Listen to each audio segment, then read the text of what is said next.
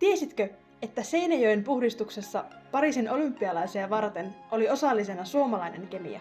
Ne kemikaalit oli tehnyt siis Kemira, joka vedenpuhdistuksen lisäksi tekee muun muassa paperi- ja selluteollisuuden kemikaaleja ja muita tuotteita, joilla parannetaan prosessien tehokkuutta ja pienennetään ympäristövaikutuksia. Mä oon Jenno. Ja mä oon Emilia ja me ollaan kesätöissä Kemiralla. Mä oon töissä Kemiran Oulun tehtaalla kesämestarina. Kemira valmistaa Oulussa vetyperoksidia ja peretikkahappoa.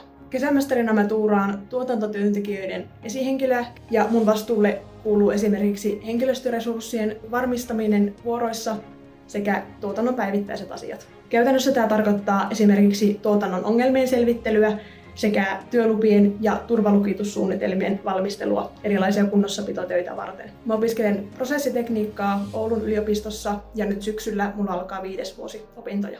Ja mä oon siis kesäharjoittelijana täällä EMEA-logistiikan tiimissä Kemiran pääkonttorilla Helsingissä. Mä opiskelen Vaasan yliopistossa kansainvälisen liiketoiminnan maisteria 2 vuotta. Mun työtehtäviin kuuluu vasta logistiikan hankinnan sujuvuudesta, joka pitää sisällään muun muassa myynnillä tuleviin rahtihintakyselyihin vastaamista sekä rahtireittien ylläpitämistä. Mun mielestä parasta Kemiralla on se, että täällä on aivan ihanat työkaverit. Ja vaikka täällä on sama hierarkia missä muuallakin, niin keneltä vaan voi käydä kysymässä mitä vaan. Täällä kemia ei jää vaan labraan, vaan se näkyy maailmalla. Tuu mukaan ensi kesänä ja käy katsoa lisää Kemiran urasivuilla.